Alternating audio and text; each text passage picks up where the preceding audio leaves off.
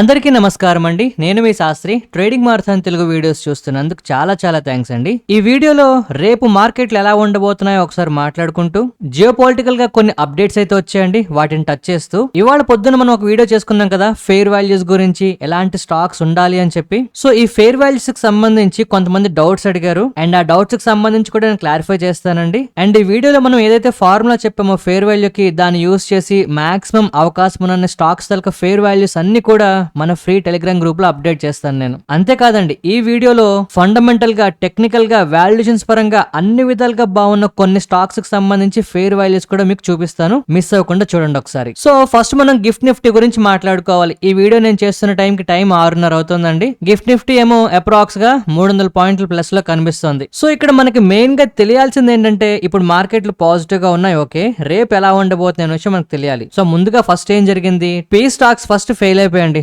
మార్కెట్లు కాస్త నెగటివ్ గా రియాక్ట్ అయ్యి గ్యాప్ డౌన్ లో ఓపెన్ అయ్యాయి, కాకపోతే రికవరీ జరిగింది. ఆ తర్వాత ఏమైంది, మనకి అమెరికా స్ట్రైట్ ఆఫ్ హార్ముజ్ లో కంప్లీట్ గా బ్లాకేడ్ చేస్తామంది. ఇది కూడా మార్కెట్లు నెగటివ్ గా కొంతవరకు తీసుకున్నాయి. అండ్ అంతేకాదండి, ఇప్పుడు ట్రంప్ గారు ఈ విధంగా బ్లాక్ చేసిన తర్వాత చైనాకు సంబంధించిన షిప్స్ అయితే ఆ బ్లాక్ ను దాటుకుంటూ వెళ్ళాయట. మరి చైనా షిప్స్ ని అమెరికా వదిలేయడం పాజిటివ్ విషయమా అంటే, ఇది అన్సర్టైనిటీ అండి. ఎందుకంటే ఇక్కడ ఏం జరుగుతుందో క్లారిటీ కావాలి. ఈ క్లారిటీ ఎందుకు రావాలంటున్నామంటే, ఇప్పుడు సడన్ గా మళ్ళీ టాక్స్ అయితే స్టార్ట్ అవుతాయట. ఎల్లుండి 14వ తారీఖున మళ్ళీ మార్కెట్లు కాస్త పాజిటివ్ గా ఉండేలాగా న్యూస్ వచ్చింది. సో దీన్ని బట్టి మనకు అర్థమవుతుంది ఏంటి, మార్కెట్లు అయితే ప్యానిక్ లో లేవు, కొంతవరకు రికవర్ అవడానికి ట్రై చేస్తున్నాయి. ఈవెన్ మనకి ఫ్రైడే మార్కెట్లు కూడా గ్యాప్ డౌన్ లో ఓపెన్ అయినా పొద్దున్న 9:30 నుంచి సాయంత్రం 3 గంటల వరకు కంప్లీట్ గా రికవరీ వచ్చిందండి. శుక్రవారం వీడియోలో కూడా మనం ఈ రికవరీ గురించే మాట్లాడుకున్నాం, అవునా? అయితే శుక్రవారం వీడియో కామెంట్ సెక్షన్ లో కొంతమంది మార్కెట్లు పాజిటివ్ గా ఎక్కడ ఉన్నాయి, మార్కెట్లు 0.8% నెగిటివ్ గా ఉన్నాయి కదా అన్నారండి. మీరు టెక్నికల్ గా మీ పాయింట్ కరెక్టే, బట్ నేను మాట్లాడిన విషయం ఏంటి అంటే,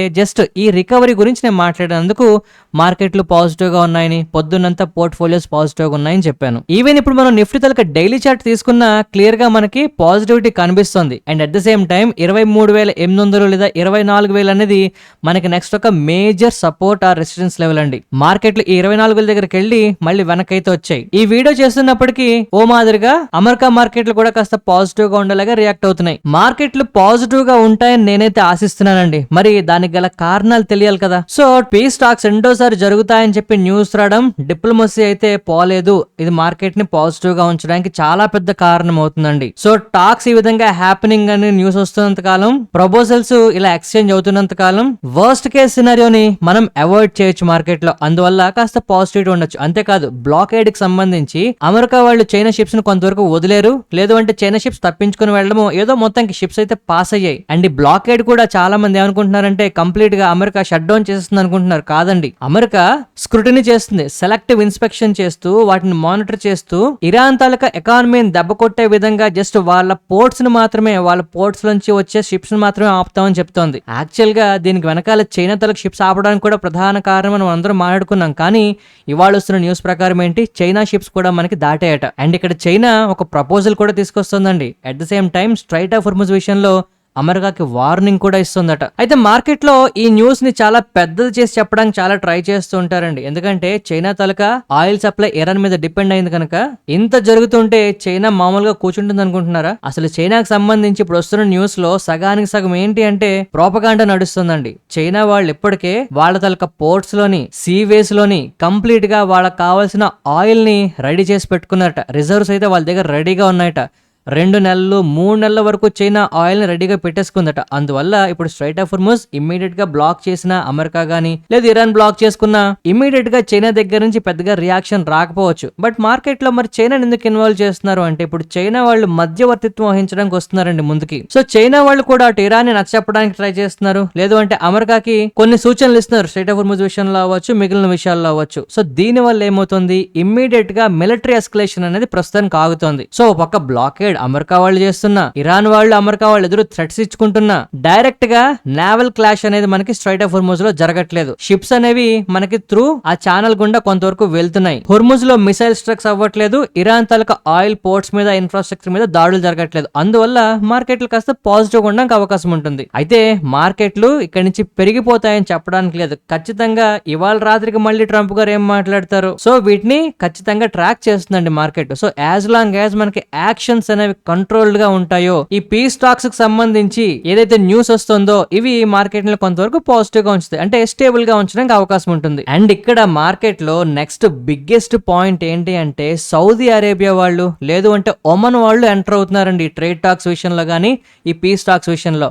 సౌదీ వాళ్ళైతే ఖచ్చితంగా డిఎస్కలేషన్ జరిగేలాగా ఎస్కలేషన్ ఆపండి, టాక్స్ చెయ్యండి అని చెప్పి ఖచ్చితంగా మెసేజ్ ఇస్తున్నారు. అండ్ ఈ విషయానికి మార్కెట్ కూడా ఇంపార్టెన్స్ ఇస్తుందండి, ఎందుకంటే ఈ స్ట్రైట్ ఆఫ్ హోర్ముజ్ గుండా ఆయిల్ మాక్సిమం సౌదీ అరేబియా కూడా వెళ్తుంటాయి. అలాగే ఒమన్ వాళ్ళు కూడా ఇప్పుడు ఇంకా పెద్ద ఇంట్రెస్టింగ్ స్టేట్మెంట్ చేస్తున్నారండి. ఈ పీ స్టాక్స్ మళ్ళీ మాట్లాడుకోవడం కాదు, ఫస్ట్ సీజ్ ఫైర్ ని కంటిన్యూ చేయండి, దాన్ని నిలబెట్టండి అని చెప్తున్నాయి. సో అటు సౌదీ అరేబియా గానీ, ఇటు ఒమన్ గానీ, అటు చైనా గానీ అందరూ కూడా ఒకటే కోరుకుంటున్నారు, ఎస్కలేషన్ ఫర్దర్ గా లేకుండా అయితే సీజ్ ఫైర్ నిలబెట్టండి అని, లేదు ఈ పీ స్టాక్స్ జరపండి, ఏదో ఒక విధంగా ఇన్ఫ్రాస్ట్రక్చర్ కి సంబంధించి ఆయిల్ కి సంబంధించి ఇబ్బందులు లేకుండా ఉండేలాగా అందరూ ప్రయత్నాలు చేస్తున్నారు. సో దీని వల్ల మార్కెట్ లో కాస్త సెంటిమెంట్ పాజిటివ్ గా మారచ్చు. మరిన్ని పాజిటివ్ పాయింట్లు ఉన్నాయి కదండి, మార్కెట్లు పెరిగిపోతాయా అంటే ఇక్కడ అసలైన విషయం ఏంటి అంటే ఈ పాజిటివ్ విషయాలన్నీ కూడా కొన్ని పాయింట్స్ మీద నిలబడుతున్నాయి. అవేంటి అంటే నాన్ నెగోషియబుల్ ఇష్యూస్ కొన్ని ఉన్నాయండి. ఇప్పుడు ఏదైతే అందరూ జరుగుతుంది ఈ పీ స్టాక్స్ మళ్ళీ మాట్లాడతాం అంటున్నారో అక్కడ కొన్ని స్ట్రక్చరల్ గా నెగటివ్ ఇష్యూస్ ఉన్నాయి. లైక్ న్యూక్లియర్ ఎన్రిచ్మెంట్ గురించి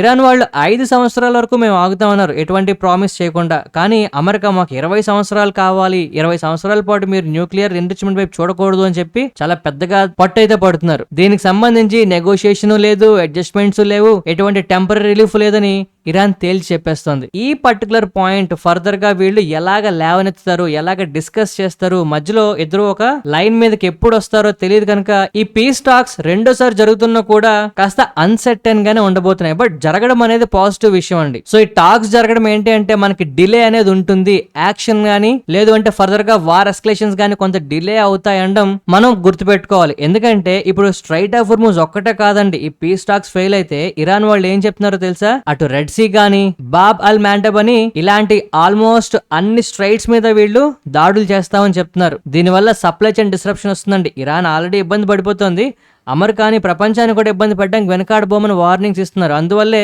సౌదీ దేశాలు గానీ లేదు అంటే అరబ్ దేశాలు గానీ అందరూ కూడా ప్రస్తుతానికి ఎస్కలేషన్స్ రాకుండా మాక్సిమం ప్రయత్నాలు చేస్తున్నారు. సో ఇక్కడ నెగిటివ్ పాయింట్ ఏంటి అంటే ఆయిల్ మనకి జియో పొలిటికల్ గా ఒక వెపన్ కింద అయితే మారిపోయిందండి. ప్రైస్ హైక్స్ అనేవి మనకి నెగిటివ్ గా ఉండబోతున్నాయి. ఈ పీ స్టాక్స్ జరిగితే పర్వాలేదు, అందులో పాజిటివ్ గా న్యూస్ వస్తే పర్వాలేదు, కానీ లేదంటే నెక్స్ట్ ఆయిల్ చాలా ఇబ్బంది పెట్టబోతోంది. సో ఇక ర్యాపిడ్ కి సంబంధించి నిఫ్టీ గురించి మాట్లాడాల్సి వస్తే నేనైతే క్లియర్ గా 23,850 మీద మార్కెట్లు ఉంటే నాకైతే సేఫ్ గా ఉన్నట్టేనండి. మరి ఇంతవరకు చెప్పిన విషయాలు వింటే మీకు ఏమనిపిస్తుందో ఒకసారి కామెంట్ సెక్షన్ లో చెప్పండి. సో ఇప్పుడు మనం ఫెయిర్ ప్రైసెస్ గురించి మాట్లాడుకుందామండి. ఇవాళ పొద్దున్న వీడియో మీరు చూసారని అనుకుంటున్నా. అసలు ఈ ఫెయిర్ ప్రైస్ ని ఎలా క్యాలిక్యులేట్ చేయాలి, ఎలాంటి స్టాక్స్ కి పనికొస్తుంది, ఇలాంటి విషయాలని చెప్పుకున్నాం కదా. ఇప్పుడు మార్కెట్ లో ఈ స్క్రీన్ ఒకసారి జాగ్రత్తగా గమనించండి. ఏ స్టాక్ ఎక్కడుంది, దాని తలక ఫెయిర్ ప్రైస్ ఎంత దూరంలో ఉంది, డిస్టెన్స్ ఎంత కూడా నేను క్యాలిక్యులేట్ చేసి పెట్టానండి. అయితే దీంట్లో ఫర్దర్ గా ఇంకా కొన్ని విషయాలు యాడ్ చేశాను. ఆ కంపెనీ తలక ట్రెండ్, ఆ కంపెనీ తలక వాల్యుయేషన్స్, ఆ కంపెనీ తలక ఫండమెంటల్స్, ఇలాగా ఆల్మోస్ట్ అన్ని పారామీటర్స్ తీసుకుంటే అన్ని విషయాల్లోని మనకి కొంతవరకు పాజిటివిటీ కనిపిస్తున్న కొన్ని స్టాక్స్ ఒక 30 వరకు నేను తీసుకొచ్చానండి. అండ్ ఇవేవి కూడా బై సెల్ రికమెండేషన్స్ కాదండి. ఏదైనా ఒక స్టాక్ మనం కొందాం అనుకుంటే ఆ ఫెయిర్ ప్రైస్ కన్నా తక్కువ ఉందనుకోండి ప్రైస్, మనం చాలా చీప్ గా కొంటున్నట్టు అనమాట. సో ఈ ఫెయిర్ ప్రైస్ తలక గ్యాప్ చూసుకుంటే కొన్ని కంపెనీస్ కి 24% కనిపిస్తుంది, కానీ కొన్ని కంపెనీస్ గమనించండి 240% డిస్టెన్స్ దూరంలో ఉంది. అంటే రానా షుగర్స్ అనే కంపెనీ 12 రూపాయలకి మనం ఇప్పుడు కొంటే దాని తాలూకా ఫెయిర్ ప్రైస్ 44 రూపాయల దగ్గర ఉందండి. అంటే అంతవరకు మనకి ఛాన్స్ ఉందన్నమాట. సో ఇంత దూరం ఉంది కనుక దీన్ని కొనేద్దాము అనే భ్రమలో పడద్దండి. ఫస్ట్ కంపెనీ గురించి స్టడీ చేయండి. ఇక్కడ మనం మాట్లాడుకునే ప్రతి కంపెనీకి ఫండమెంటల్స్, వాల్యుయేషన్స్, ట్రెండ్ అన్ని పాజిటివ్ గా ఉన్నాయి. 52 వీక్ హై దగ్గర నుంచి ఎంత దూరంలో ఉంది, 1 ఇయర్ లో ఎంత రిటర్న్ ఇచ్చింది, 6 మంత్స్ లో ఎంత రిటర్న్ ఇచ్చింది, ఎస్పెషల్లీ పిఈ మనం మాట్లాడుకున్నాం గుర్తుందా అండి. ఈ పిఈ ట్రెండ్ మనకి